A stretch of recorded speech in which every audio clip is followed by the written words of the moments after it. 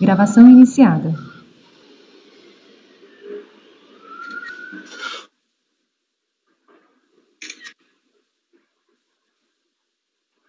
Gravação iniciada. Bom dia a todos. Começando aqui a nossa sessão do mês de março, sessão do dia 16, às 9 horas. Nós vamos ter hoje uma substituição. O doutor Rodrigo Mineiro está substituindo o doutor Luiz Eduardo. Essa parte da manhã, seja bem-vindo, doutor Rodrigo Mineiro. Obrigado, presidente. Obrigado, conselheiros. Temos a seguinte composição na mesa: doutor Andrada, doutora Tatiana, doutor Jorge, doutor Valcir, doutor Rodrigo Mineiro, doutora Érica e doutora Vanessa. Essa será a nossa ordem de votação hoje pela manhã. Teremos o primeiro item a ser votado, já com uma sustentação oral, o item número 2, pela autoria do Dr. Jorge Almiro, recorrente Fazenda Nacional, interessado financeira Itaú. Doutora Tatiana se julgou impedida, se declarou impedida para o presente julgamento. Patrícia, Pedro Lima está na sala? Não, doutor, ele não está na sala. Rodrigo, presidente, ele mandou um WhatsApp que ele já estaria a postos, aguardando. Só acho que não está na sala, de repente. Ele mandou um e-mail? Então, mandou um WhatsApp. Manda o endereço da reunião para ele, Vanessa. Vou mandar aqui. Vou mandar o link para ele. Pode mandar também um link para ele. Se fizer pode mandar o link para ele. Pede para ele entrar, então.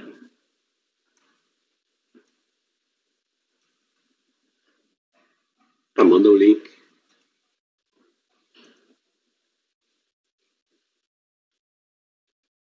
E temos uma pauta com mais de 200 processos. Porém, temos bastante retiradas, então não deve ser tão pesada a sessão.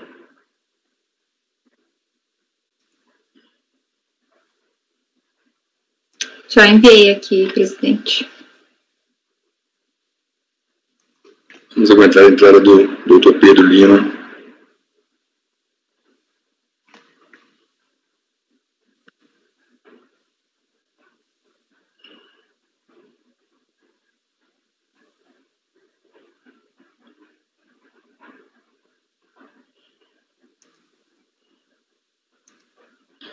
Doutor Rodrigo Mineiro, daqui a pouco eu vou escolher um conselheiro para a sua turma. Você vai esperar o intervalo do almoço. Excelente, eu vi a lista tríplice lá, não conheço os colegas.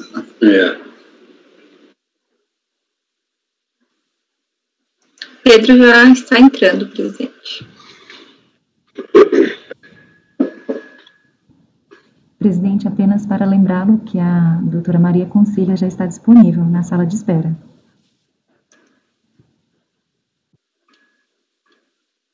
Vanessa, pode colocar também o advogado. Vanessa não, Patrícia. Patrícia, pode convocar o advogado também. Farei a convocação, presidente.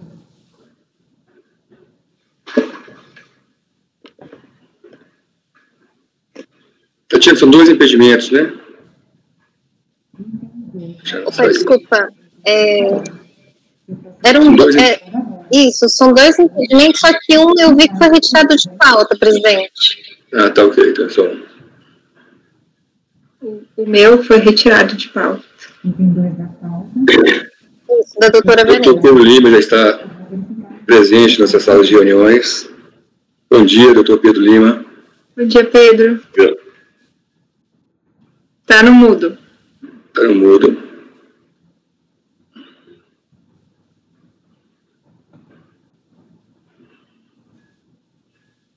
Doutora Maria Concília, por gentileza, verificar. Se tiver fone, retira o fone, aperta o F8.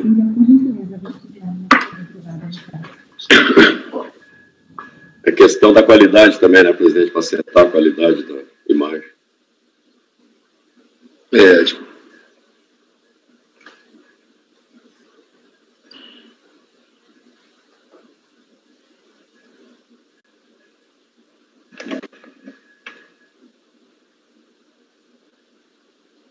Não estamos ouvindo, doutor Pedro. Tem uma saída especial para o microfone aí na tela, na configuração, então tira o microfone. Microfone não, o fone de ouvido. Desconecta o fone de ouvido.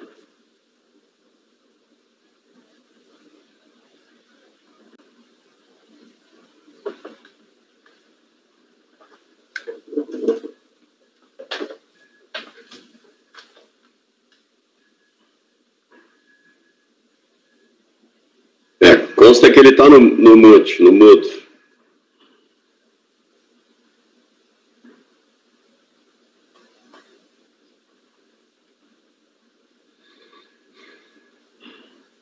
Doutora Concília, bom dia, quanto tempo? Doutora Concília, agora que eu abri aí. Bom dia, Concília.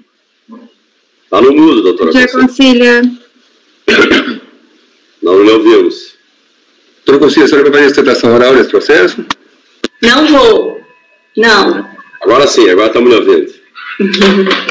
Bom dia. Bom dia. Doutor Pedro. Bom dia.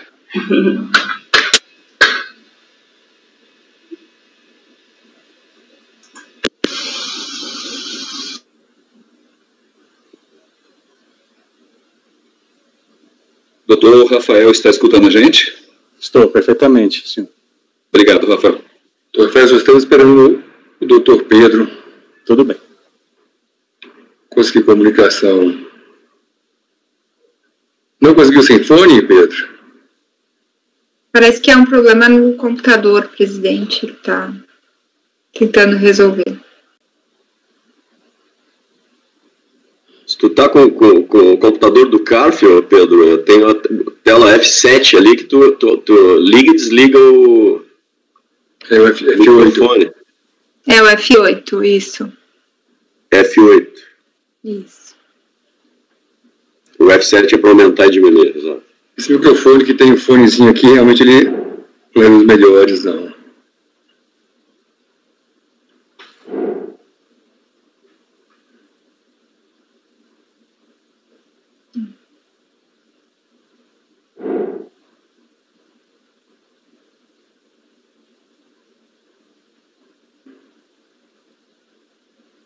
O senhor nos ouve, doutor Pedro?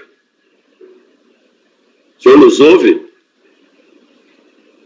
Presidente, quem sabe a gente sugeriria eu leio e voto, que ele pode votar sim ou não vai poder fazer uma intervenção, não sei o que o senhor acha. Tá. Então eu vou fazer novamente o regulamento, já que mudou. Vamos começar pelo item 2, recorrente Fazenda, interessado financeira Itaú. Teremos, pela ordem de julgamento, doutor Andrada, depois a doutor Andrada, depois o doutor Balcir, depois o doutor Andrada, depois o doutor Balcir, depois a doutora Tatiana. Jorge. Presidente, depois do doutor Andrada é o doutor Pedro. Substituindo a Tatiana, não é? Eu vou colocar no lugar, eu colocaria na última posição, eu vou colocar no lugar do doutor. Ok. Desculpa, doutor Pedro, doutor Tatiana, vai ficar mais fácil. O doutor Andrade, doutor Pedro, doutor Alcir. Do doutor Mineiro. Rodrigo Mineiro. Rodrigo Mineiro fica no lugar do Luiz Eduardo. No Rodrigo. Mas ele já está eu vou no lugar do Luiz Eduardo mesmo. Eu vou colocar os dois mais novos por último, mas eu vou colocar nos seus respectivos lugares. O doutor Andrade, o doutor Pedro, o doutor Rodrigo, o doutor Valci, o doutor Jorge, a doutora Érica, a doutora Vanessa. E aí fica mais fácil que a nossa ordem de sempre. Isso.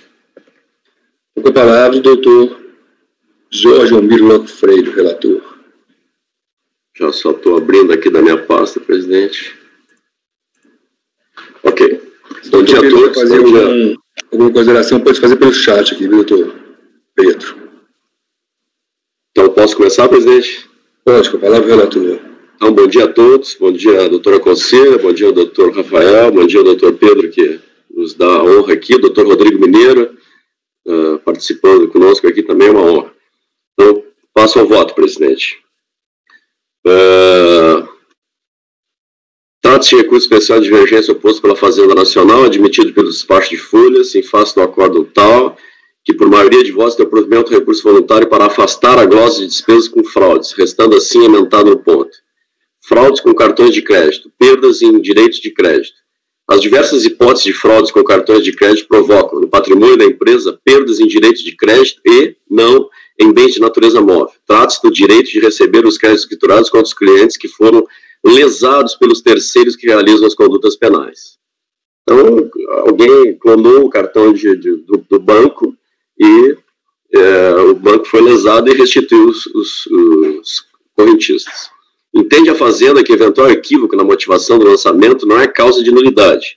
Acosta como paradigma dos arestos tais e tais, que entenderam que a fundamentação legal incorreta, aspas, não é suficiente para provocar a nulidade do lançamento, pois inexistiria vício nessa hipótese. Assevera a apelante. Aspas, em sentido diverso àquele propugnado pelo acordo atacado, nos acordos paradigmas verificam-se os entendimentos de que a capitulação errônea ou imprecisa do auto-infração não são causas suficientes para provocar a nulidade do lançamento. Dessa feita também não seria motivo para a declaração de improcedência da auto-infração. Continuo eu. E, subsidiariamente, pede que, não acolhida a tese da inexistência de vício, que seja ao menos declarado de natureza formal. Ao final, postula que, aspas, seja dado total provimento ao presente recurso para reformar o recorrido, restabelecendo-se o lançamento em sua integralidade em face da ausência de nulidade de vício material no presente caso. O sujeito passivo em contrarrazões pede, em preliminar, vírgula, o não conhecimento do recurso, já que os acordos paradigmas apresentados pelo recorrente não guardam relação com o caso discutido nos autos. Alega que o auto de infração na parte impugnada foi fundamentado na ausência de comprovação da instauração de inquéritos ou queixas perante a autoridade policial, requisito exigido para a dedução de despesas por prejuízo com desfalques, apropriação indébita e furto, no artigo 364 RIR. E, no ponto, conclui que, aspas, no caso dos autos, o detalhamento da conduta e a tipificação que, na visão da autoridade fiscal, amoldava os fatos, enquanto o CAF, contudo, considerou improcedente o lançamento e cancelou a acusação fiscal. Ou seja, entende que não há divergência entre o acordo e o paradigma e a decisão atacada, pois, ao contrário do que é alegado pelo recorrente, o auto de infração não foi anulado pelo acordo recorrido. No mérito, pede a improcedência da apelo fazendário ao relatório, presidente.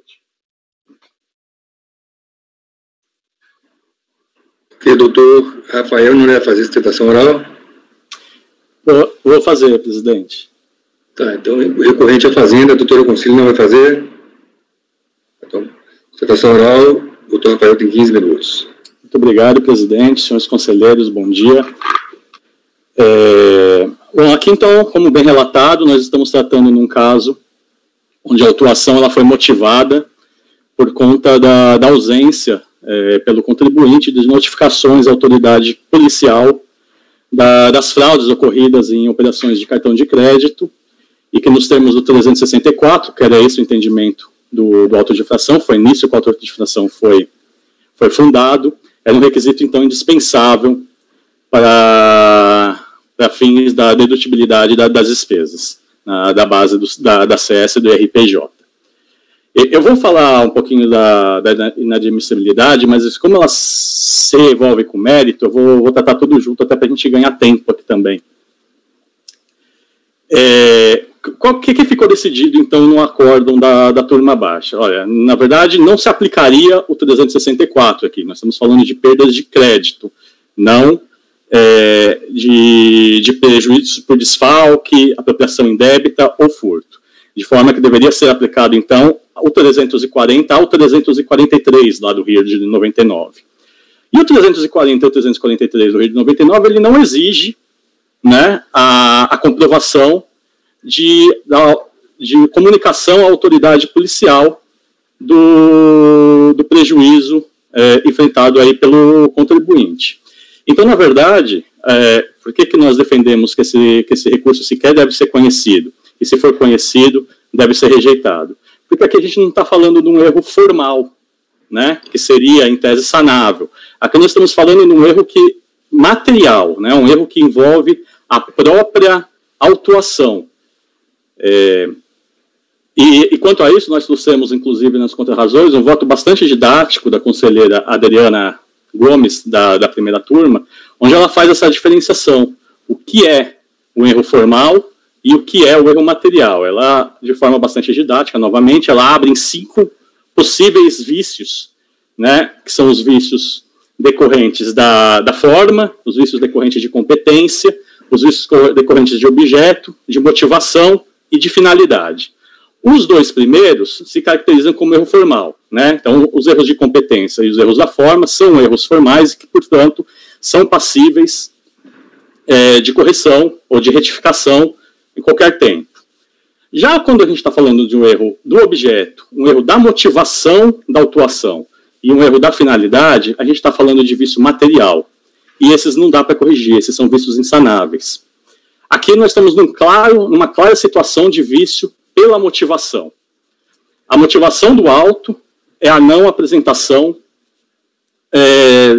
dos boletins de ocorrência. Só que a 340 e 343, representados lá pelos artigos 9º e 10º da Lei 9.430, elas exigem outros requisitos, que não esse especificamente. Então não há possibilidade de se corrigir. Vejam os senhores conselheiros que como ficaria estranho uma situação de eventual provimento desse recurso da Fazenda, né? Se nós admitíssemos que a autuação ela poderia ser retificada e admitíssemos que o caso se aplicaria, então, os artigos 340 a 343. Nós teríamos, então, uma autuação retificada, aplicando o 340 ao 343, mas motivada por uma ausência de apresentação de boletins de ocorrência ou de queixas perante a autoridade policial, que é algo que não é exigido pelo 340 e 343. Então, ficaria uma autuação da Taverna sem pé nem cabeça, né? Totalmente ali fora do seu contexto. É por isso, então, que nós pedimos a manutenção do acórdão, tal como lançado pela Câmara Baixa do CARF, e o julgamento, então, de improcedência do recurso da Fazenda Nacional. Muito obrigado. Palavra, relator. Conhecimento. Bom, eu coloquei o valor só para a gente ter certeza de que ele está abaixo da alçada da portaria, então que ele pode ser julgado. Conhecimento. Entendo que o recurso não deva ser conhecido por falta de similitude fática. A DRJ proveu parcialmente o recurso, restando sob litígio em sede de recurso voluntário, matéria acerca da glosa de dedução de despesas com perdas referente às compras. A compras feitas indevidamente com a utilização de cartões de crédito de clientes, obtidos mediante furto, clonagem, emissão com documentos furtados, etc.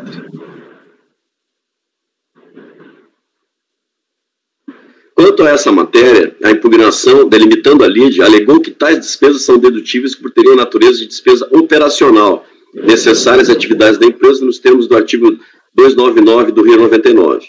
A decisão de piso, entendendo que o ilícito se caracterizaria como furto mediante fraude, aplicou ao caso o artigo 364 do Rio, que vaza entendimento que nessa hipótese somente poderão aquelas despesas serem dedutíveis quando houver inquérito instaurado nos termos da legislação trabalhista ou quando apresentada queixa perante a autoridade policial, SIC aqui. Conclui ser indevida a dedução, visto não ter sido comprovada a apresentação de queixa perante a autoridade policial.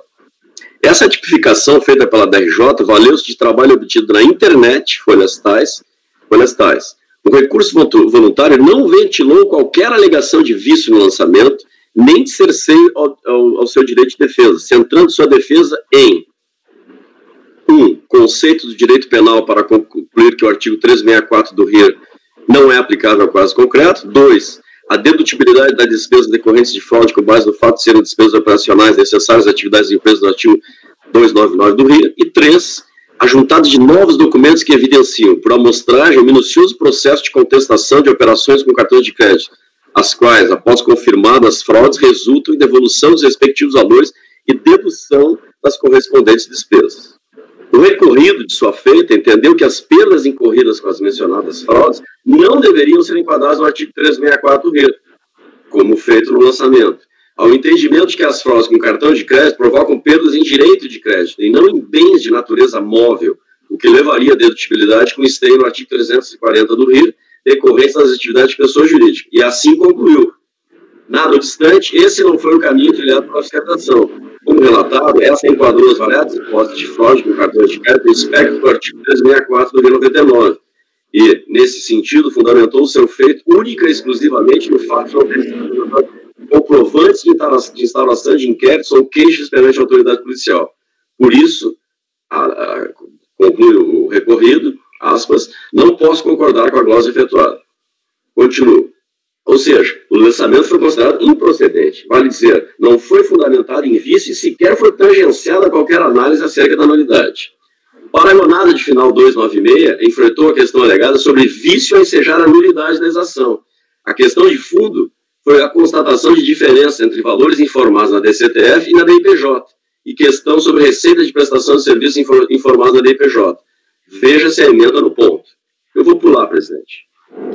Porque, está claro, concluiu, vê-se que os fatos e a lide são díspares em relação ao recorrido, ou seja, o paragonado e o recorrido, não há similitude fática. Já o outro paradigma, o de final 632, versa igualmente sobre vício no lançamento, entre parênteses, acerca de cessão de mão de obra e responsabilidade tributária, a ensejar nulidade. Eis a emenda desse. Fundamentação incorreta, vício formal, nulidade. O lançamento amparado em fundamentação legal incorreta representa vício formal e deve ser anulado, processo anulado. Isso aqui é cópia, Ctrl-C, Ctrl-V, erro da emenda portuguesa. E aí eu concluo, presidente. A meu juízo, resta evidente que as situações fáticas não guardam similitude. E se não há similitude fática entre o acordo recorrido dos paradigmas, é impossível reconhecer divergência na interpretação da legislação tributária. Portanto, não pode o mesmo ser conhecido. Caso conhecido, presidente, eu nego o provimento especial nos termos do... Bom, vamos julgar, se o senhor achar melhor, julgamos o conhecimento. Vamos primeiro julgar o conhecimento.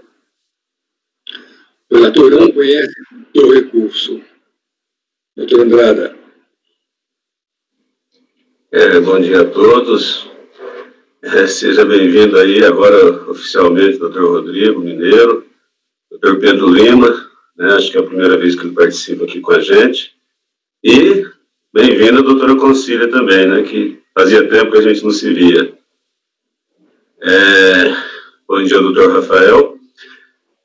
Pessoal, eu estou de acordo com o voto do doutor Jorge, né, eu, de fato, não vejo nem similitude fática, nem similitude na discussão jurídica. De forma que eu acompanho o relator, presidente. E doutor Pedro Lima, já está passando o voto, que acompanha o relator pelo não conhecimento. Confirma, doutor Pedro Lima. Doutor Pedro Lima votou pelo não conhecimento. Doutor Rodrigo Mineiro. Bom dia a todos. É um prazer estar participando, uma grande honra participar dessa turma da Câmara Superior, estar presente, estar juntamente com os colegas aqui. E acompanho integralmente o relator, não vejo similitude entre a decisão recorrida e os acordos paradigmas. Então, acompanho integralmente o relator, presidente. Doutor Valcir. Uma saudação especial, doutor Rodrigo, doutor Pedro, representante da PFN, doutora Maria Concília, também ao patrono Rafael. Voto com o relator. Doutora Érica. Bom dia, primeiramente, bem-vindo, doutor Rodrigo, doutor Pedro, doutora Maria Concília, saudades, bem-vinda, doutor Rafael, bom dia. Eu também acompanho o relator, não vejo similitude nesse caso, não conheço. Doutora Vanessa. Bom dia a todos, bem-vindos, doutor Rodrigo, doutor Pedro, que nos acompanham aqui. Olá, doutora Concília, doutor Rafael. Como bem exposto pelo relator, presidente, as situações tratadas são diferentes no recorrido e no paradigma, por isso eu acompanho pelo não conhecimento. Também acompanho o relator pelo não conhecimento. Estou proclamando o resultado. Recurso não conhecido por unanimidade de votos. Então, obrigado, doutor Rafael. Obrigado, doutor Pedro. Muito obrigado. Chamamos de volta agora a doutora Tatiana.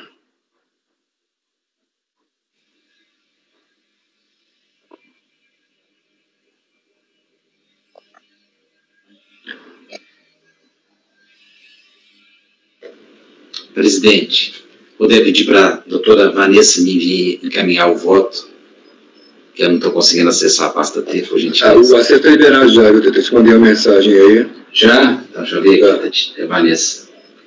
Mandei uma mensagem por chat e por WhatsApp. Ainda não apareceu aqui, não, presidente. Eu vou ver que o próximo vai ser da Vanessa. Provavelmente não vai ser o meu. Mas eu vou Jorge. colocar já na pasta para deixar lá. Obrigado. Presidente, ainda não consegui, não, mas eu vou talvez reiniciar o computador, alguma coisa assim, deve dar certo. Tem que reiniciar, então. Se reiniciar agora, a gente vai.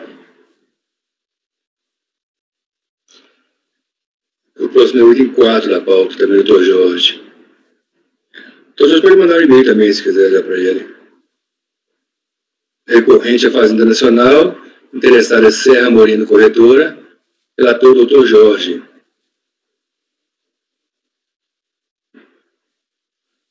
Doutor Rodrigo Mineiro, vê se já consegue abrir na pasta meu voto também. Não é agora, mas só para testar.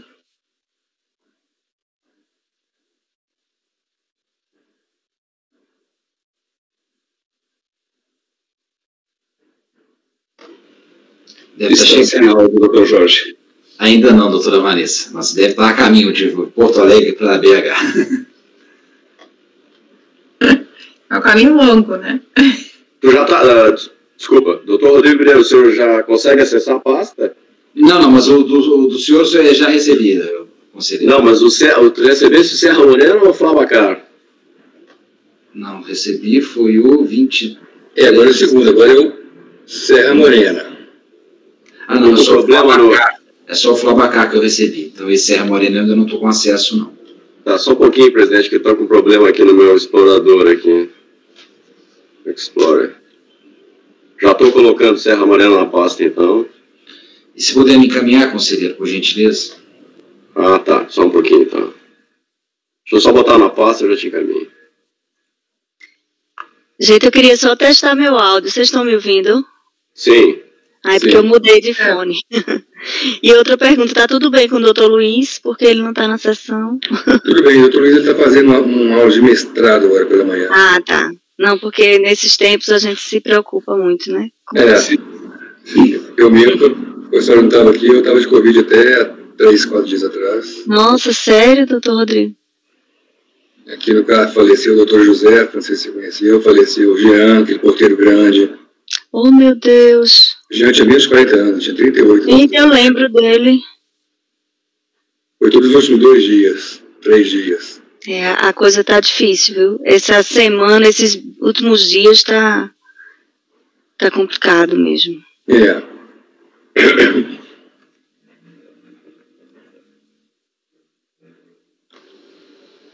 Fiz uma reunião ontem de manhã também para dar uma esvaziada no prédio.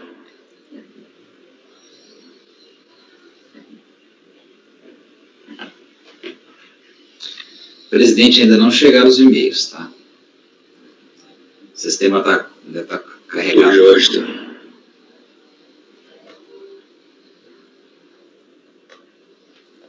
Enviei agora, doutor Rodrigo Mineiro. Vamos ver se chegou. E já está na pasta T. Ok? Todo mundo ok, o conselheiro Jorge chegou. Obrigado. Olha. Então, o próximo é o Serra Morena, né, presidente? Isso. Então, o próximo é o item 4, recorrente, Fazenda Nacional. Interessado, Serra Morena, corretora, relator, doutor Jorge. Serra Morena. Teremos sustentação oral. Peço a Patrícia que convoca o patrono. Farei a convocação, presidente. Doutor Henrique. Item 4 da pauta. Doutor Henrique. Será enviado agora. Por favor, verificar mensagem privada no chat.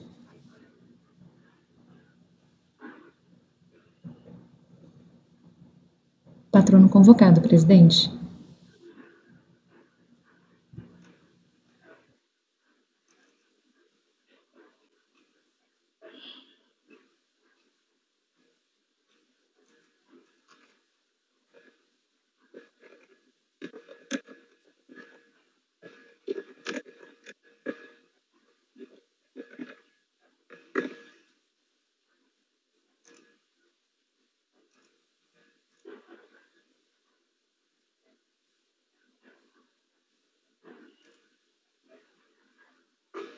Posso começar, presidente? Bom dia, doutor Henrique. O senhor consegue nos ouvir? Bom dia, presidente. Bom dia a todos. Estou com a palavra o relator, doutor Jorge. Ok, bom dia, doutor Henrique. Trata-se de recurso especial de contrariedade à lei interposto pela Fazenda contra o acórdão de número 1080925, de abril de 2007, cuja ementa tem a seguinte dicção quanto à matéria devolvida ao nosso conhecimento. Decadência preliminar. No caso dos tributos submetidos às temáticas de lançamento e promulgação, extingue-se 5 anos a contar da data da ocorrência do fato gerador o direito físico proceder ao lançamento de ofício. Prazo esse determinado pelo artigo 150, parágrafo 4 do CTN, aplicável inclusive às contribuições sociais. Presente caso de se reconhecer, portanto, a decadência do lançamento de RPJ, contribuição social sobre o lucro, piso, COFINS em relação aos tributos fatos geradores que ocorreram até 30 de junho de 1999, a ementa do recorrido. A Fazenda Nacional agravou o despacho de admissibilidade sem recurso especial, qual havia conhecido apenas em relação à decadência da CSLL e COFINS. O despacho em agravo de folhas admitiu, em acréscimo ao despacho inicial, a arguição de decadência da contribuição ao PIS devida de 1 de 1 de 98 a 30 de 6 de 99 e o RPJ devido de 1 de 1 de 98 a 30 de 9 do mesmo ano. O recurso especial do contribuinte não foi admitido mesmo em reexame de admissibilidade. Em contra-razões ao primeiro despacho de admissibilidade do apelo fazendário, o contribuinte requeriu o indeferimento daquele especial. Intimado o agravo em despacho que ampliou a admissibilidade, o contribuinte quedou silente. Em síntese, entende a Fazenda que, uma vez comprovada a fraude e o dolo, a decadência deve ter seu termo inicial delimitado com a rima no artigo 173.1 do CTN e não o artigo 150, parágrafo 4º, como foi a hipótese do recorrido. É o relatório, presidente. Doutor Henrique tem 15 minutos.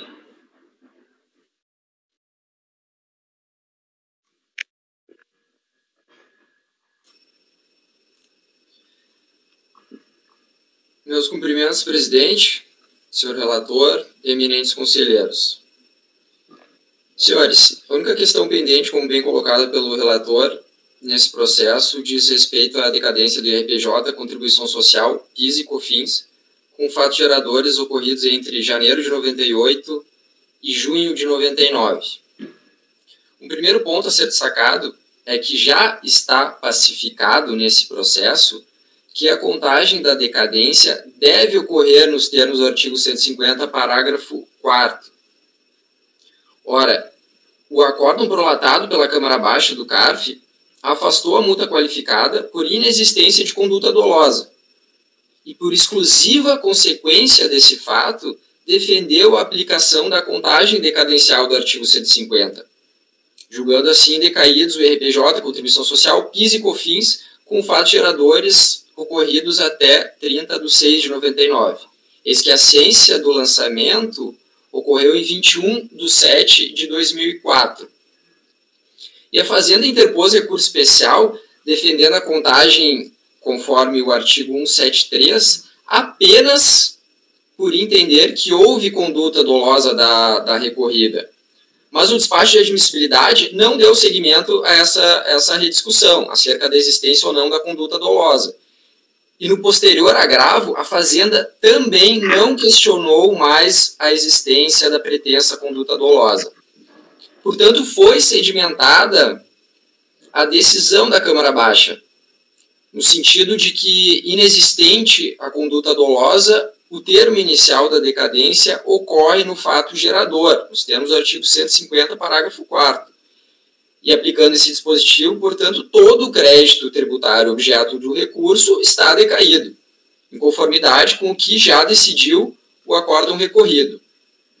Um segundo ponto que eu gostaria de chamar a atenção dos senhores é que, conforme referido, o recurso especial da Fazenda pretendeu atrair o artigo 173 unicamente a partir da hipótese de existência de conduta dolosa, não trazendo qualquer outro argumento, a exemplo de uma hipotética inexistência de pagamentos.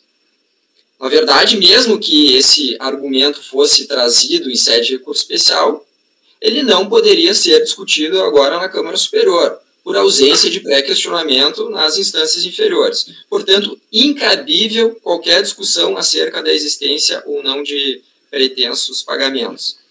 E, por fim, um terceiro ponto é que, ainda que fosse aplicável por hipótese, a contagem prevista no artigo 173, estariam decaídos, pelo menos, os créditos relativos à contribuição social sobre o lucro líquido até o terceiro trimestre de 98 e ao COFINS e o PIS até novembro de 98. E em relação à decadência do IRPJ, essa matéria sequer poderia ter sido admitida no despacho que julgou o agravo da União. Isso porque o IRPJ não foi objeto do agravo. O despacho de admissibilidade do recurso especial admitiu apenas a rediscussão da decadência de contribuição social e COFINS.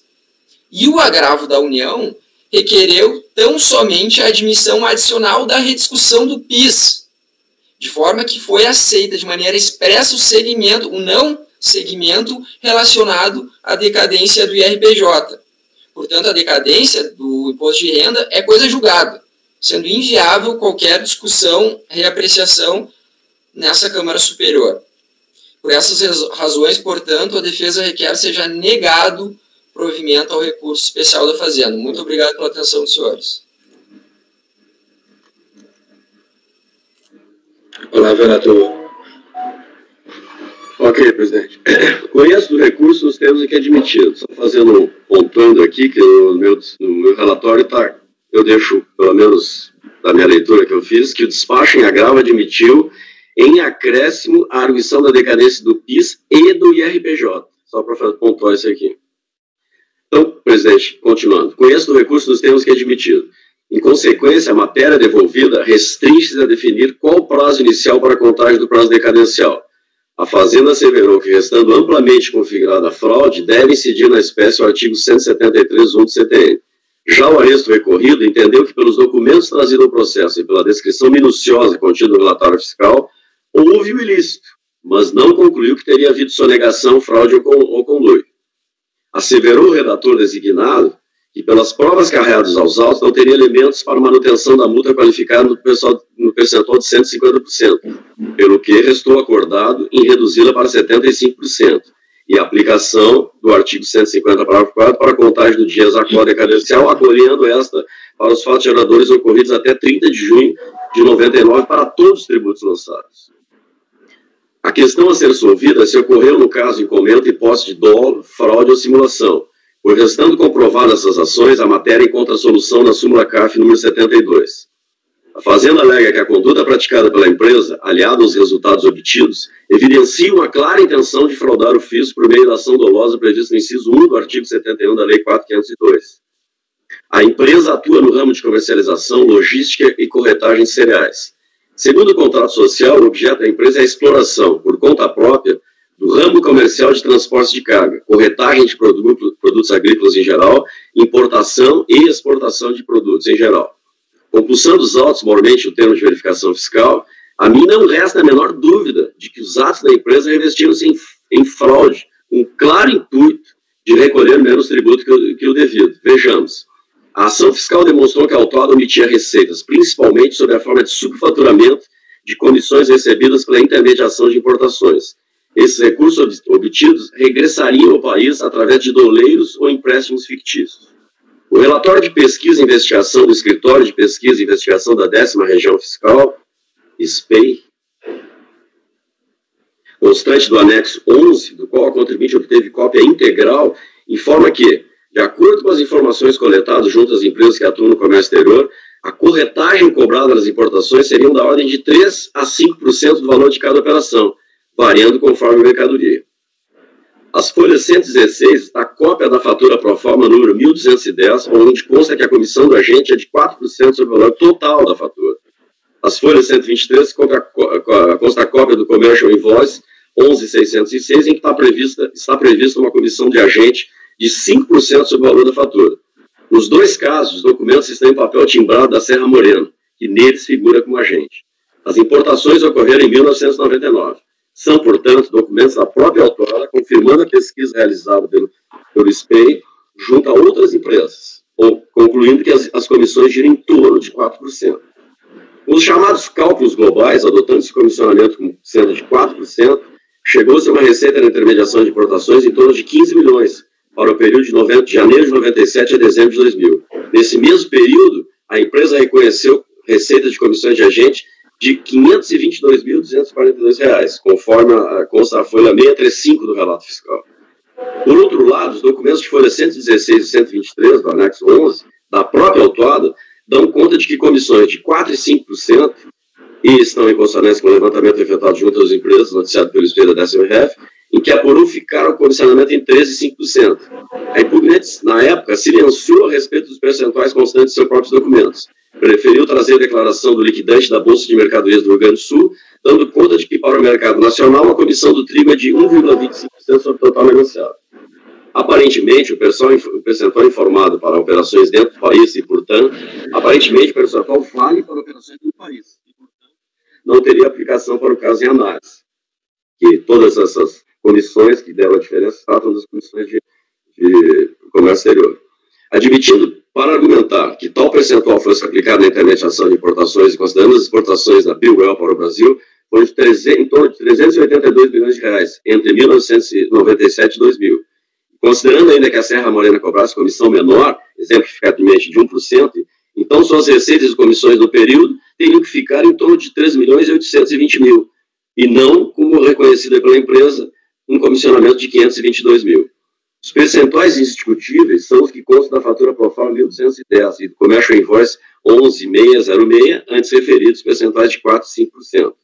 O documento de folhas 865 em espanhol, sem identificação do signatário, não preenche os requisitos do artigo 157 do CPC, mas mesmo que fosse levado em conta, não alteraria a situação, eis que genérico, descrevendo situações em tese, enquanto no processo documentos aplicáveis ao caso concreto da própria Serra Morena.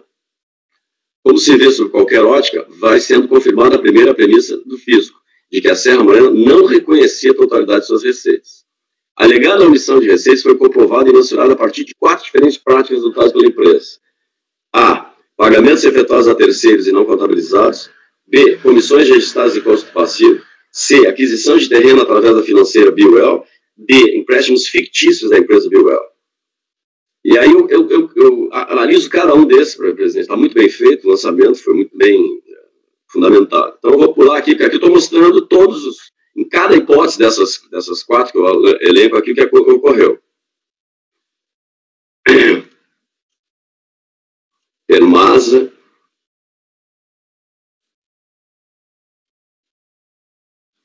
e concluo aqui, presidente. Enfim, concluo em relação a todas essas provas levantadas pela fiscalização que eu transcrevo. Enfim, tudo no processo comprova a responsabilidade da Serra Morena pelos pagamentos. A aquisição do guindaste da companhia Docas de Imbituba foi feita de forma inquestionável pela autuada e com recurso à margem da escrituração. Os pagamentos aos prestadores de serviço no Brasil temos os acordos operacionais firmados pela contribuinte em seu nome. Os recibos de depósito enviados pelo aparelho de fax da empresa, cheques nominais à própria Serra Morena que são depositados para pagamento de serviços, documentos apreendidos nas instalações da autuada comprovando a autuação, notas de débito duplicadas, a confirmação do diretor de logística, Toshio Tadano, de que ao efetuar os pagamentos, em mais de um caso, agia por conta e ordem da Serra Morena, e que nela se originaram os recursos. Então, esse aqui em relação ao item 1, né, que seria as hipóteses de contabilidade a par da fiscalização, da contabilidade. Receitas de omissões registradas em contas passivo. O anexo 7 é inteiramente destinado às cópias de contrato de câmbio celebrados entre a financeira Biwell e Serra Morena. Os valores recebidos por esta última foram classificados naqueles documentos como serve de outros 360 dias, código tal. Vide folhas 2 seguintes do anexo 7. Sublinhei. A consolidação das normas cambiais constantes do sítio do Banco Central, disciplina que o referido código é destinado às comissões contratuais de agentes oriundas de prestação de serviço. A autuada ou não reconheceu os valores assim recebidos como receita, ou os reconheceu parcialmente, a partir do ano calendário 2000. Para contribuinte, somente os valores reconhecidos reconhecidos seriam receita própria, relativos à corretagem. Os contratos de câmbio constantes do anexo 7 demonstram que a autuada oferiu receitas a título de comissões de agente. Esses valores não foram reconhecidos na sua escrituração como receitas, ao menos não integralmente. Caberia à empresa demonstrar que os recursos, em que pese terem ingressado no país a título de receita de comissões contratuais, tinham outra natureza, mas nenhum documento veio ao processo que desacreditasse a prova produzida pelo fisco. Para se infirmar o conteúdo dos contratos de câmbio, não basta a mera afirmativa de que os valores escriturados eram receita. A empresa, apesar de ter recebido valores a título de comissionamento, não explica a razão de que, em alguns casos, ter deixado de reconhecer qualquer receita. Seguramente não estaria autuado operando de forma gratuita. No mínimo, aí está configurada a omissão de receitas. Está provado no processo que a empresa deve utilizar diversos artifícios para esconder receitas próprias, como fica perfeitamente evidenciado quando se serve de terceiras pessoas, como Toshio Tadano, para efetuar pagamentos. Essa situação está confirmada nos autos, inclusive com o intermediário confirmando que agia por conta e ordem da autuada.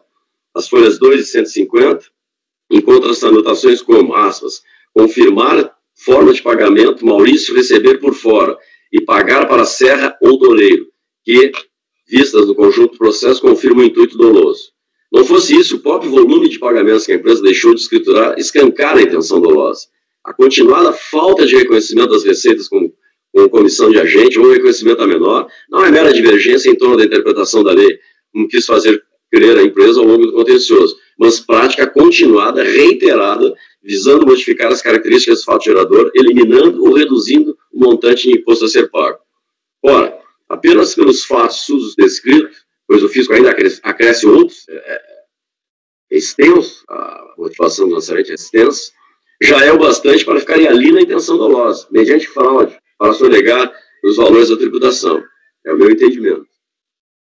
De sorte, presidente, restando configurado o dolo, conforme eu fundamentei, e a fraude como meio de perpetrar a sonegação, indene de dúvidas que se aplica ao caso súmula 72 do CARF, a qual tem o seguinte enunciado.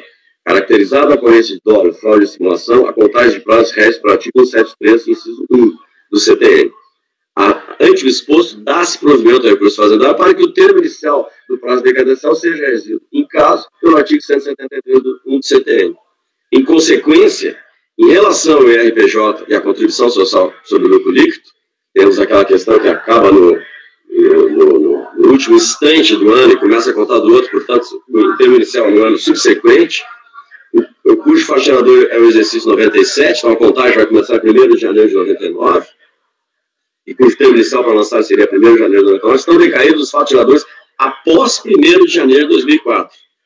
Para o PIS e COFINS, estão decaídos os fatos geradores após 1º de janeiro de 2003.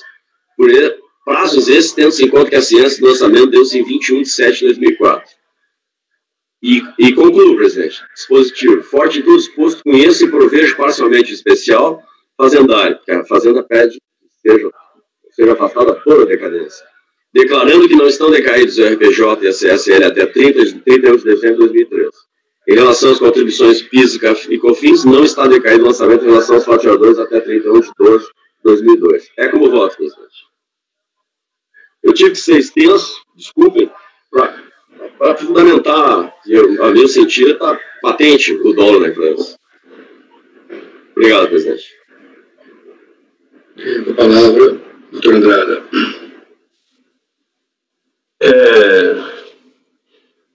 Eu li com atenção o voto do Dr. Jorge em relação às questões factuais relativas à ocorrência ou não de dolo, fraude ou simulação, e eu estou de acordo com o que ele escreveu, só que eu acho que a gente tem uma questão processual importante aí, eu acho, doutor Jorge. O que acontece? O acordo recorrido afastou por unanimidade a multa qualificada de 150% para 75%. E, em razão disso, também considerou decaído uma parte. E a decadência foi pelo voto de qualidade. Acontece que a Fazenda Nacional apresentou recurso contra as duas matérias, quanto a qualificação da multa e quanto a decadência. E o recurso não foi dado seguimento em relação à qualificação da multa, de 150%. Então, nesse caso, assim, com a devida vênia, eu acho que o recurso em relação à decadência, eu acho que nem deve ser conhecido. Por quê? Porque, na minha opinião, assim, salvo algum engano, eu acho que transcorreu em julgado a parte da discussão sobre se houve ou não a ocorrência de dolo, fraude e simulação. Então, se essa matéria não foi devolvida,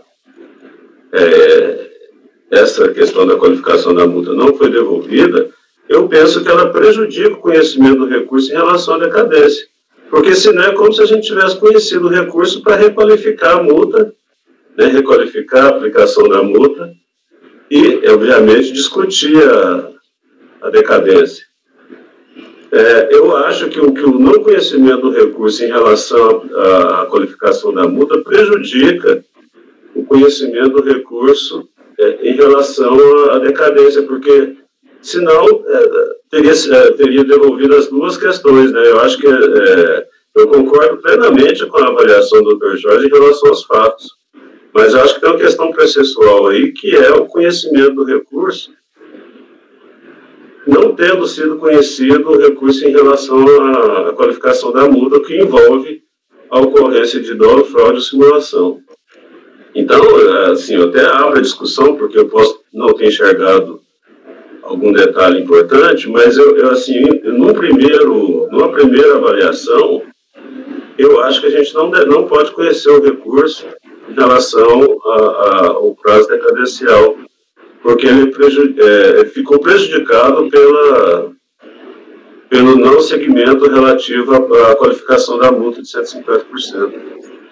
Então, em princípio, é esse meu voto, a não ser que, assim, levante-se alguma coisa relevante, né, relativa a alguma coisa que eu não tenha entendido, porque é realmente um processo muito complicado, é difícil de achar as peças, né, um processo antigo, mas pelo que eu entendi é isso. Está não conhecendo todo o recurso? Não estou conhecendo porque ele está sendo prejudicado pelo não seguimento da outra matéria que foi recorrida. A Fazenda Nacional recorreu de duas matérias: qualificação da multa e a contagem do prazo decadencial. A qualificação da multa, o acordo recorrido, por unanimidade de votos, deu provimento para baixar a multa para 75%, entendendo que não ocorreu fraude, dolo ou simulação. Então, como o recurso da Fazenda Nacional foi por contrariedade à lei, e essa parte, a decisão foi unânime, não deu seguimento ao recurso nessa parte. E eu acho que não deveria ter dado em relação a outra, porque não tem como rediscutir a ocorrência de dolo, fraude ou simulação não tendo sido conhecida a outra matéria. Eu acho que ficou prejudicado o recurso da Fazenda nessa parte. Então, nesse sentido, presidente. Perfeito, Andrada. O doutor Jorge pedindo a palavra. Não, presidente, eu não sei se o senhor quer colher a votação de todos, depois eu fazer uma intervenção, eu posso fazer agora, uma explicação. Pode, mas ele já vai votar primeiro, né? O relator pode fazer uma observação. Eu vou votar primeiro conhecimento. Tá, como sempre, doutor Andrada, suas observações pertinentes. O que me levou a conhecer, doutor Andrada, é que, lendo a miúde o acordo recorrido, eu inclusive coloco no início do meu voto, o recorrido entendeu que, pelos documentos trazidos ao processo e pela descrição minuciosa contida no relatório, houve ilícito. Ou seja, o ilícito foi constatado e não foi afastado. O que foi afastado, a meu juízo, sem fundamentação, foi que esse ilícito não teria dado aso à sonegação, fraude ou conluio. E o que eu faço no meu voto é dizer: o ilícito é inconteste, o recorrido reconhece. E aí eu digo: olha, esse ilícito é causa de sonegação. Então, por isso, eu acho que ele deve ser conhecido, porque são matérias que ficou em conteste a ilicitude do agir da empresa. Então, se o recorrido disse que os documentos trazidos ao processo e pela descrição minuciosa contida no relatório houve ilícito, mas conclui que não teria havido sonegação, então eu posso partir do princípio que a discussão não está acerca do ilícito. O ilícito é inconteste. mas sim a consequência do ilícito. Mas só para fazer essa observação, para contrapor o doutor André, como sempre, com suas colocações extremamente pertinentes. Obrigado, presidente. Não me interrompo mais. Aqui estou com a palavra, doutor Tatiana. O doutor Andrada não conheceu integralmente do recurso. Bom, presidente, isso realmente é difícil. Eu, pelo menos, assim, tive dificuldade até de achar as peças aqui, né? Porque são vários volumes aqui. Gostaria de parabenizar o Dr. Jorge, porque eu também, assim, entendo que houve, na verdade, fraude, dolo e conluio. Só que, realmente, assim, o ponto do Dr. Andrada que ele colocou, que, assim, não adiantaria nada a gente julgar a parte da decadência se não subiu realmente a multa, né? Então, esse também foi um ponto aqui que eu coloquei aqui como ponto de interrogação, porque quando eu estava dando uma olhada ontem. Então, eu acompanho o doutor Andrada pelo não conhecimento. Mas parabenizo o doutor Jorge, é claro, pelo excelente voto. Doutor Rodrigo. Presidente, conselheiros, eu vou acompanhar o relator integralmente. Eu tenho uma posição um pouco divergente do conselheiro Andrada. Eu entendo que foram duas matérias. O fundamento da primeira, a Câmara Baixa afastou as duas, o fundamento de duas, mas são duas matérias. Subiu a matéria da decadência. As duas, o fundamento era o mesmo, mas são matérias distintas, como bem apreciado pelo conselheiro relator. E, nesse sentido, a gente tem na nossa competência para reapreciar essa questão. A matéria foi devolvida para o colegiado e, conforme demonstrado no voto bem completo do conselheiro Jorge, conheço do recurso e do provimento nos termos do voto do relator, acompanhando integralmente. Perfeito. Doutor Balcir. Uma devida vênia ao excelente voto, doutor Jorge, mas, para mim, na minha avaliação, é uma questão lógica.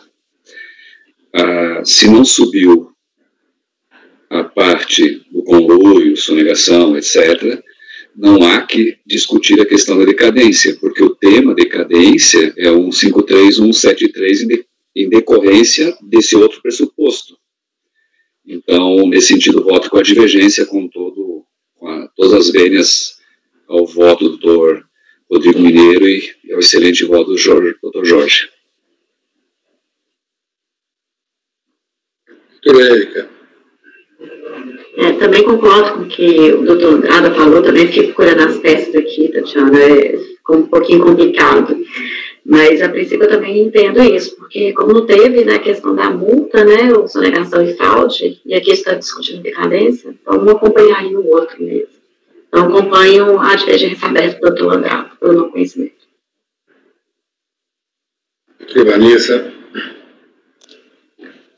Presidente, também acompanho a divergência aberta pelo doutor Andrada, com a devida vênia ao doutor Jorge, que as questões de fato ficaram muito bem explicadas no voto, realmente, mas eu entendo que o não conhecimento da matéria da multa qualificada é prejudicial à questão da decadência. Inclusive, o recurso do contribuinte não foi conhecido, né, também. Então, foi conhecido só em parte. Então, eu acompanho a divergência. Também acompanho a divergência pelo não conhecimento. Então, o recurso foi não conhecido por maioria de votos. Conhecidos conselheiros relator doutor Jorge e doutor Rodrigo Mineiro. Voto vencedor doutor Andrada. Só para esclarecer, apesar do processo estar muito complicado, o excelente relatório do doutor Jorge, que colocou as folhas já do e-processo, facilitou muito a procura aqui. Obrigado, doutor Jorge. Valeu.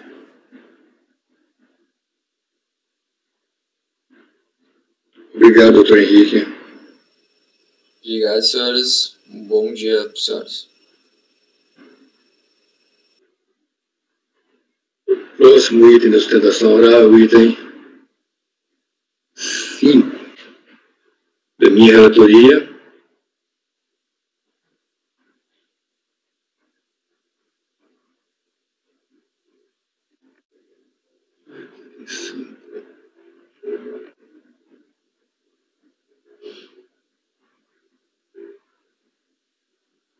Relatoria Rodrigo da Costa Poças, recorrente Fazenda, interessados Pau Indústria Brasileira de Bebidas. Patrícia, pode convocar o patrono. Farei a convocação, presidente. Deve estar na pasta D já.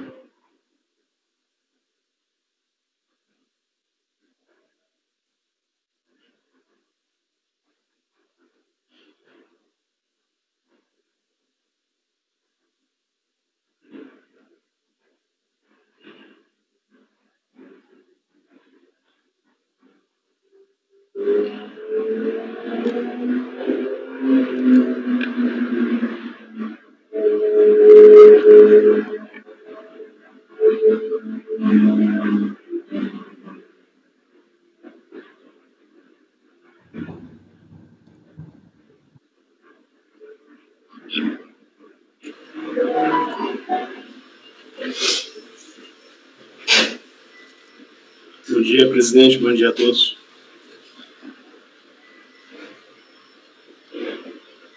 Vereador Bruno, o senhor consegue nos ouvir? Consigo, presidente. Então, esse é o item número 5, recorrente Fazenda, interessados Pau Indústria Brasileira de Bebidas. Vou fazer um relatório simples. O recurso especial interposto pela PGFN, contra acordo 1201, proferido pela primeira Câmara, que trata de decadência e recursos e arquivos magnéticos. A emenda diz o seguinte: o prazo distintivo para a aplicação da multa por falta de apresentação de arquivos magnéticos deve seguir a regra geral de decadência do CTN, previsto no artigo 173.1. Em seu recurso, a Fazenda defende que, analisando a decadência no caso concreto, observa que o fato gerador da obrigação acessória em questão tem seu marco em 31 de dezembro de 2000. Com isso, constata-se que seu respectivo lançamento somente poderia ocorrer a partir de 1/1 de 2001. Sendo assim, unida a contagem do prazo da caducidade, daria no primeiro dia do exercício seguinte ao que poderia ser lançado, ou seja, 1º de janeiro de 2002, expirando apenas no 1º de janeiro de 2007. Considerando que a ciência da notificação consolidou-se 13/1 de 2006, não há que se falar em decadência.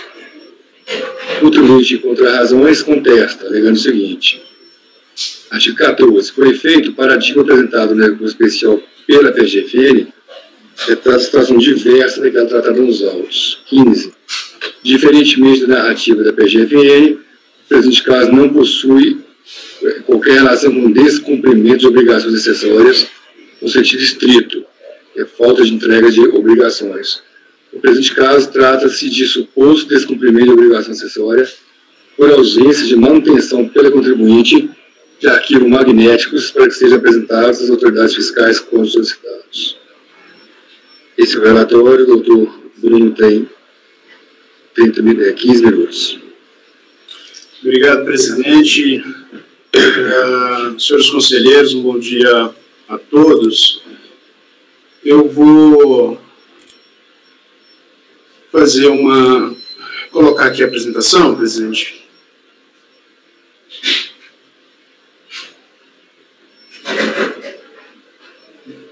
Não sei se os senhores já estão vendo a minha tela.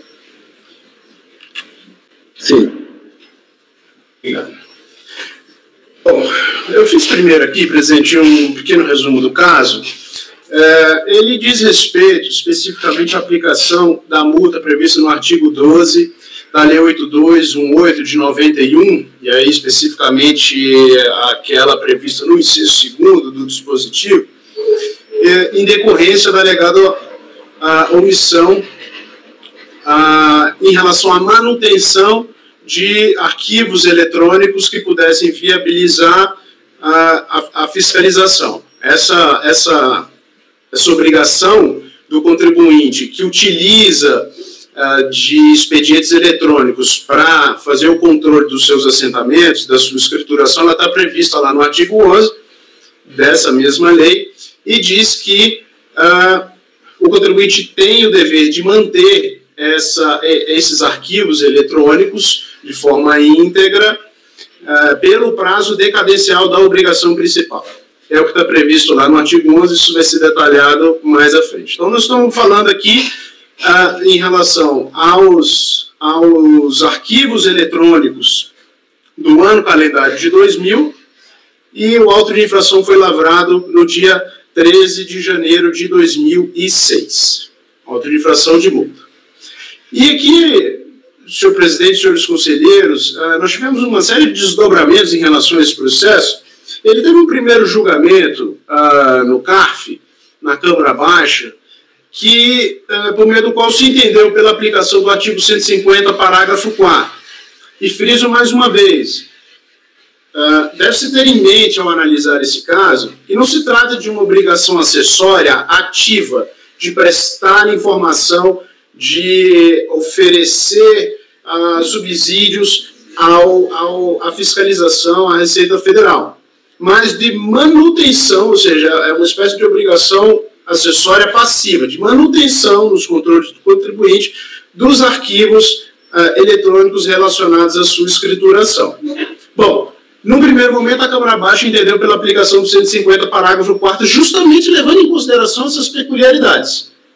Esse processo subiu em sede de recurso especial para essa correndo turma, e houve a reforma do acórdão no sentido de afastar a aplicação do artigo 150, parágrafo 4º, e determinando a contagem do prazo decadencial segundo a previsão contida no artigo 173, inciso 1. Ou seja, naquela primeira sentada na Câmara Superior, o que houve foi o estabelecimento de uma regra de direito. Alterou-se a regra de direito do artigo 150, parágrafo 4, para se assentar a regra de direito do artigo 173, inciso 1.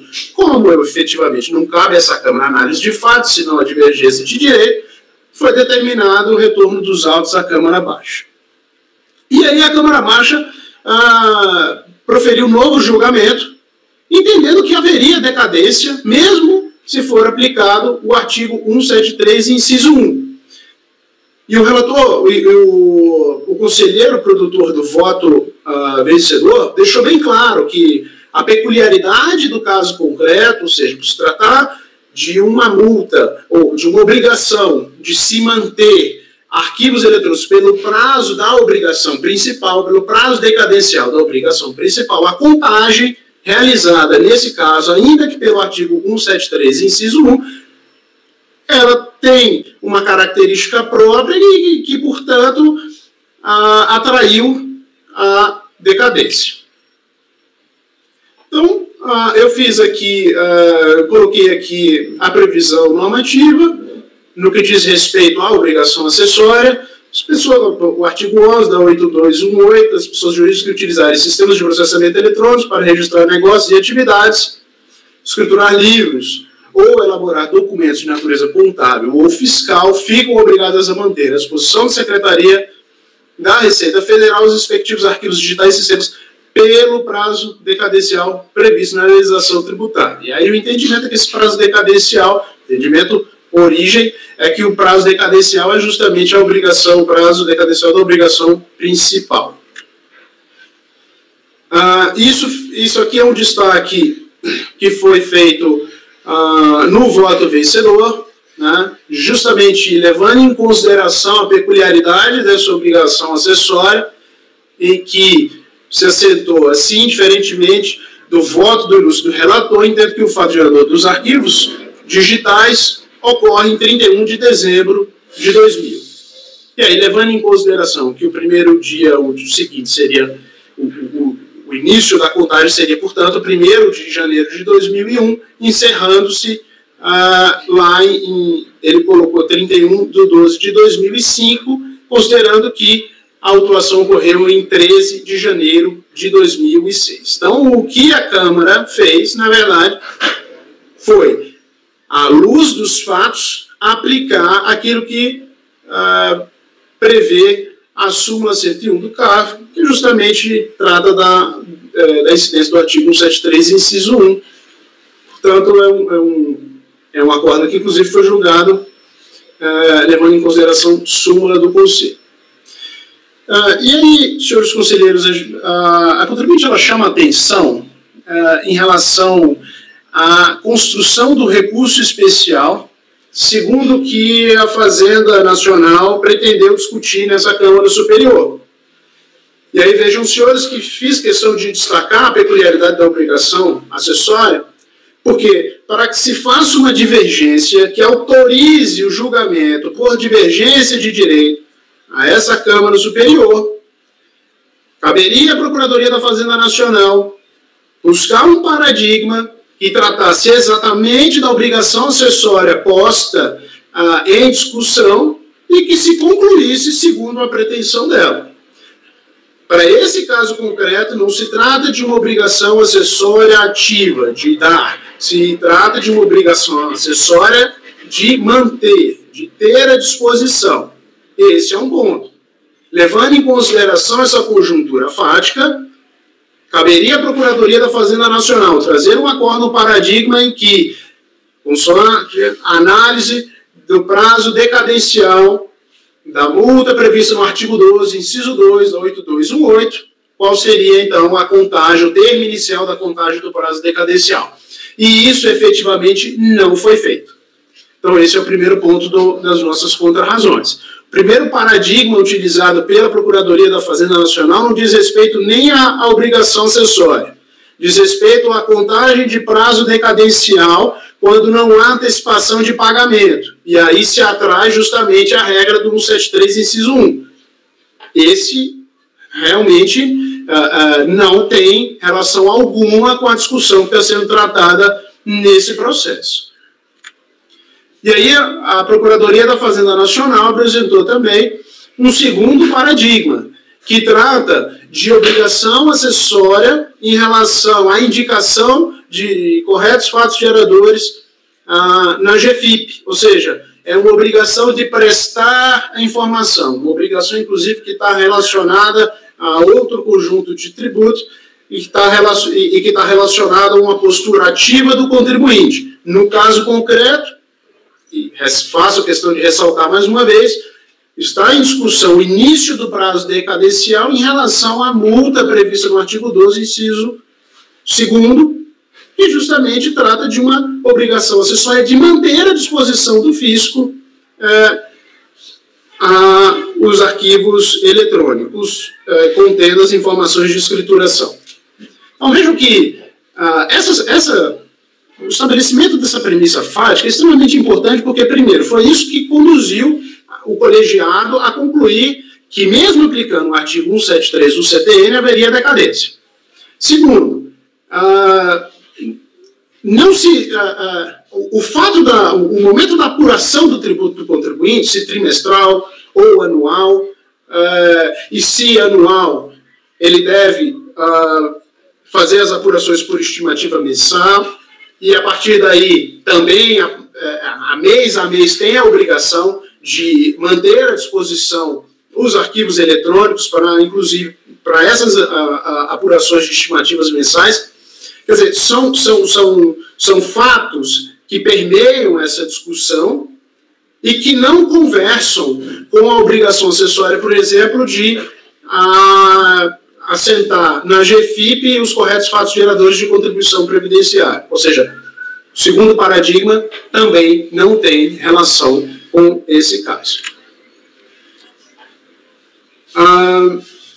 E aí nós colocamos que a intenção da Fazenda Nacional é justamente pleitear essa Câmara Superior que refaça a contagem de prazo decadencial, o que efetivamente não é o caso. Tanto assim não é que na primeira sentada esse colegiado fez questão de devolver os autos para a Câmara de origem, não para julgamento do mérito, mas que fizesse a análise do prazo decadencial segundo o artigo 173.1 do CTN. Ou seja, se fosse competência dessa Câmara analisar o termo inicial do prazo decadencial, e aí atraindo uma questão de fato, ela já teria feito lá atrás. Então, não caberia nesse momento, com a máxima vênia, a esse colegiado definir questão de fato. Bom, aqui nós trouxemos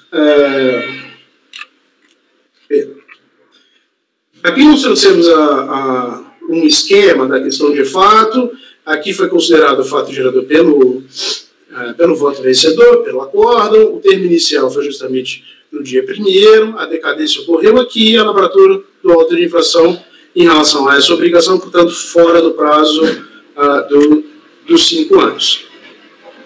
Então, nesse sentido, senhores conselheiros, a contribuinte pede o não conhecimento do recurso especial à Fazenda Nacional em razão da ausência de demonstração do dissídio jurisprudencial e ainda diante da impossibilidade de se discutir fatos nessa instância especial. Caso os senhores entendam pelo conhecimento do recurso, então seja negado provimento, mantendo a decisão pela contagem do artigo 173, inciso 1 do CTN, considerando justamente a peculiaridade do caso concreto. Na remota hipótese, penso, dos senhores entenderem pelo provimento do recurso especial da Procuradoria da Fazenda Nacional, que então devolvam os autos mais uma vez à turma ordinária, para que essa, então, possa analisar a questão de mérito que até agora não foi enfrentada pelo colegiado. Agradeço, senhor presidente, senhores conselheiros, fico à disposição.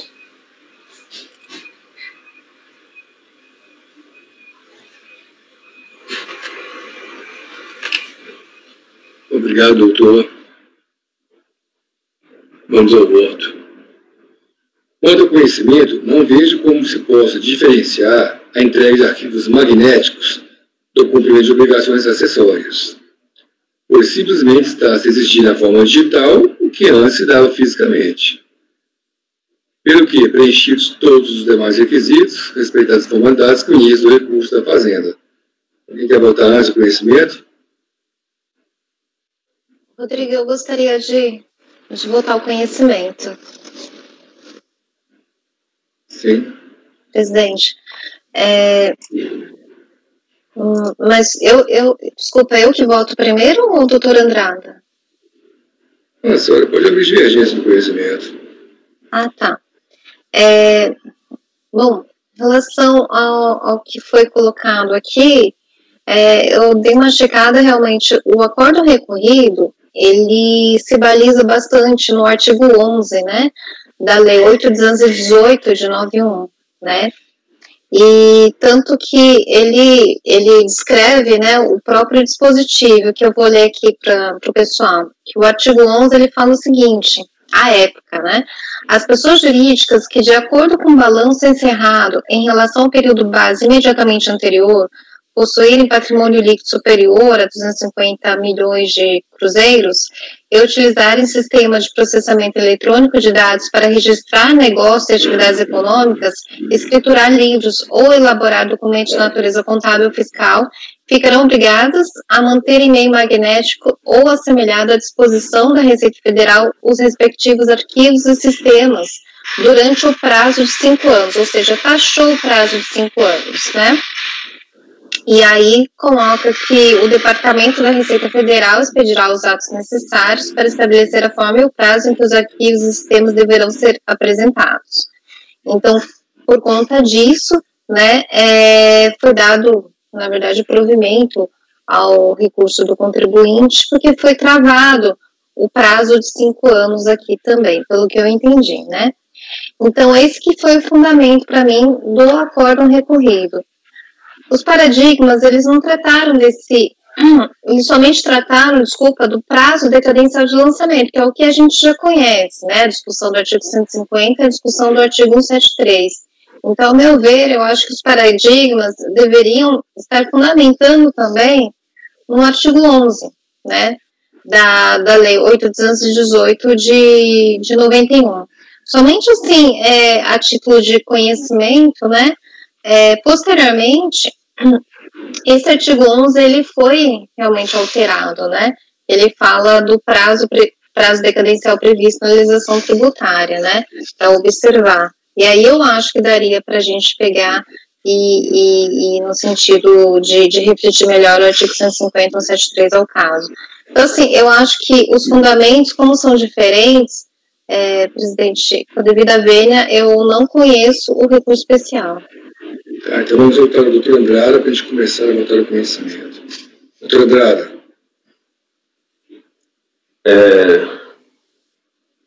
presidente, eu acho, assim, eu estou lendo aqui a admissibilidade do recurso especial, eu penso que talvez o primeiro paradigma, o 3401, que estava discutindo, parece que o fato gerador do próprio tributo, pelo menos pelo que consta aqui, talvez não servisse para comprovar a divergência. Mas o segundo paradigma, o 2402.007.497, trata-se de obrigação acessória, cujo fato gerador da obrigação acessória era 31 de dezembro do determinado ano, era o GFIP. Então, obrigação acessória, cujo fato gerador é 31 de dezembro de 2000, no caso aqui.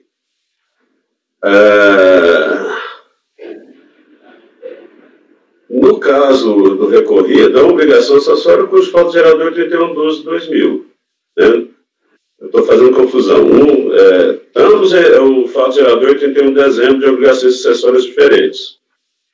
Então, eu penso que está comprovado, porque o recorrido julgou uma obrigação acessória ocorrida em dezembro de determinado ano e começou a contagem já no primeiro dia seguinte ao vencimento da obrigação acessória. E nesse paradigma, começou no primeiro dia do exercício seguinte. Então, com a devida vênia, doutora Tatiana, eu penso que esse segundo paradigma aqui comprova a divergência. Acompanha o relator, presidente. Doutor Rodrigo Mineiro. Eu também vou acompanhar o relator, entendo que a divergência está comprovada, especialmente pelo segundo, e a obrigação acessória, conforme detalhado, colocado pelo relator. Doutor Garcia. Saudação, doutor Bruno. Escutei atentamente seus argumentos, mas entendo que aqui há, sim, divergência jurisprudencial. Voto com o relator. Doutor Jorge. Acompanho o relator pelo conhecimento, presidente. Doutora Érica. Também vou acompanhar pelo conhecimento, já, né, por causa do paradigma segundo. Doutora Vanessa. Presidente, eu acompanho a divergência pelo não conhecimento do recurso. O recurso ele foi conhecido por maioria de votos, conhecidas conselheiras Tatiana e Vanessa. Então, vamos ao voto. O mérito. No mérito, observa que esse recurso especial relativo a um segundo acordo de recurso voluntário, exarado por determinação da Câmara Superior de Recursos Fiscais, julgando outro recurso especial também da PGFN, que é o acordo tais aí, determinou o retorno dos autos colegiados para julgar o termo inicial da contagem de prazo decadencial para a apresentação de arquivos digitais. A emenda que eu já li em cima. Não está em discussão, portanto, se é aplicado o artigo 173.1 e não o 150, parágrafo 4º. Mas o termo acorda a contagem do prazo decadencial se a partir de 1º de janeiro de 2001 ou 2002, pois a ciência da autuação deu-se em 13 de 1 de 2006 e o fato gerador dos arquivos digitais em 31 de 2 de 2000. Efeito da PGFN que o lançamento só poderia se dar a partir de 1º de janeiro de 2001, levando o termo inicial para 1º de janeiro de 2002. Não estando assim, o lançamento é obrigado pela decadência. Vejamos o que diz o artigo 113 do CTN. Aí eu coloco o artigo 113, parágrafo 3º. A obrigação acessória pelo simples fato de sua inobservância converte a obrigação principal relativamente à penalidade pecuniária. Agora tem a Lei 8.208, no seu artigo 11. As pessoas jurídicas que utilizarem sistemas de processamento eletrônico de dados para registrar negócios, atividades econômicas ou financeiras, escriturar livros ou elaborar documentos de natureza contábil e fiscal, ficam obrigados a manter à disposição da Secretaria da Receita Federal os respectivos arquivos digitais e sistemas, pelo prazo decadencial previsto na legislação. Penso que assiste razão à PGFN, pois sendo o fato gerador complexivo, 31 de dezembro, pode o lançamento somente ser levado a efeito a partir de 1º de janeiro do ano seguinte. O próprio contribuinte, em suas contrarrazões, traz um gráfico, as folhas 13 e 27, colocando como fato gerador 31/2/2000 e data inicial para o orçamento 1/1/2001. À vista do exposto, vou acordar provimento a recurso especial da Fazenda. Doutora Tatiana. Sou eu, né, presidente? Doutora Andrada.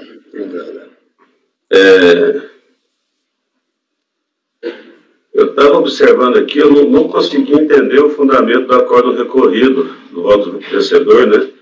Ele fala tudo que o artigo 173.1 fala e começa a contagem no primeiro dia seguinte, em vez de ser... ele fala que ele confirma que o fato gerador aconteceu em 31 de dezembro de 2000, aplica o 173.1 do CDM que já tinha sido decidido na Câmara Superior e começa a contagem do primeiro dia, a contagem efetiva do primeiro dia seguinte.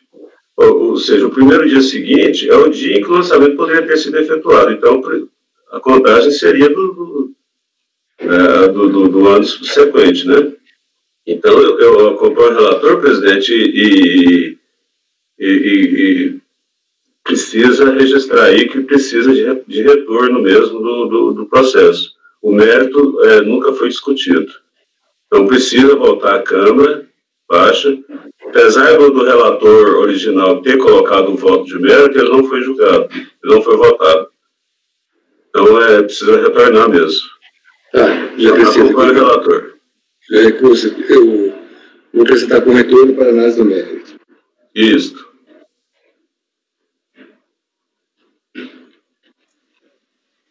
Doutora Tatiana? Realmente o acordo recorrido ficou um pouco estranho, né? Inclusive, assim, no relatório, às vezes se confunde porque ele fala que a infração ocorreu em 1º de janeiro de 2001, mas na verdade a gente está tratando de fatos geradores de 2000, né? E como se trata de IR e IRPJ, realmente... É IRPJs aqui? Isso. Realmente... multa... desculpa, é multa regulamentar. É multa regulamentar do arquivo digital. Isso, multa regulamentar, desculpa. Mas relativo ao ano, aos fatos geradores ocorridos em 2000, né? Então, realmente, se aplicável o 173 seria somente possível efetuar lançamento em 2001. Então, nessa linha, eu daria provimento para a Fazenda, então eu acompanho o relator, presidente. Doutor Rodrigo. Eu também acompanho o relator, está claro, primeiro dia do exercício seguinte, contando do exercício seguinte, então, nenhuma dúvida. Doutor Valcir. Como relator. Doutor Jorge. Com relator. Doutora Érica. Com relator. Doutora Vanessa. Também acompanho o relator, presidente. Então, só para esclarecer uma dúvida, o retorno seria para análise da parte do mérito com relação à multa pela não apresentação de arquivos, né? Isso. Tá. Que não foi analisada, né? A gente só determinou aqui que não está decaído. Tá ótimo. Então, acompanho o relator, presidente. Então, por unanimidade de votos, deu-se provimento a recurso especial da Fazenda, o retorno na turma recorrida para análise do mérito. Obrigado, presidente. Obrigado, doutor. Bom dia a todos. Bom dia. Um intervalo de 10 minutos. Intervalo até às 11 horas.